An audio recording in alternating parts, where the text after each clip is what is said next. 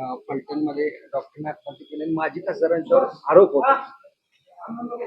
हे बघा, चौकशी चालू आहे.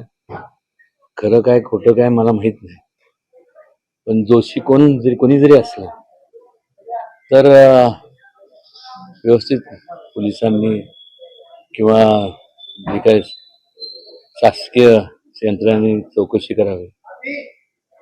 असे अनुचित प्रकार होता कामा नये, घडता कामा नये. आणि कोणी जरी असलं तरी शिक्षाही झाली पाहिजे. कारण की सातारा जिल्ह्याची जर एकंदरीत परंपरा जर पाहिली तर ह्या जिल्ह्याने केवळ महाराष्ट्रालाच नाही, एक देशाला काम केलं.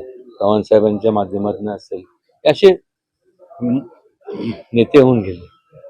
वेगवेगळे संपूर्ण सांस्कृतिक क्षेत्रात, ह्या निरनिराळ्या क्षेत्रात महाराष्ट्रालाच जर त्यांनी या जिल्ह्यांनी पहिल्यापासून प्रतिनिधित्व केलंच आहे. आणि दुर्दैवाने असं जर घडत असेल तर असे अनुचित प्रकार भविष्यकाळात होताच कामा नये.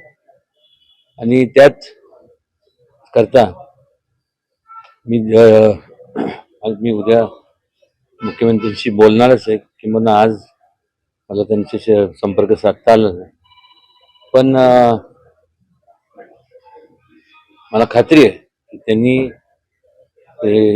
यंत्रणा जे असतील शासकीय यंत्रणा ते कुठेही कमी पडणार नाही.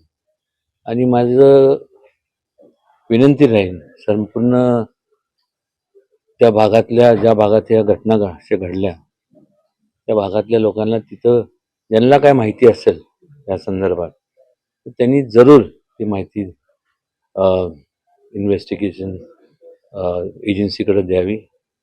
आणि जास्तीत जास्त लवकरात लवकर अशा लोकांना म्हणजे त्यांना कुठली शिक्षा द्यावी, त्यांना एकच म्हणजे फाशीशिवाय दुसरी काही शिक्षा असू शकत नाही. एबीपी माझा, उघडा डोळे बघा नीट.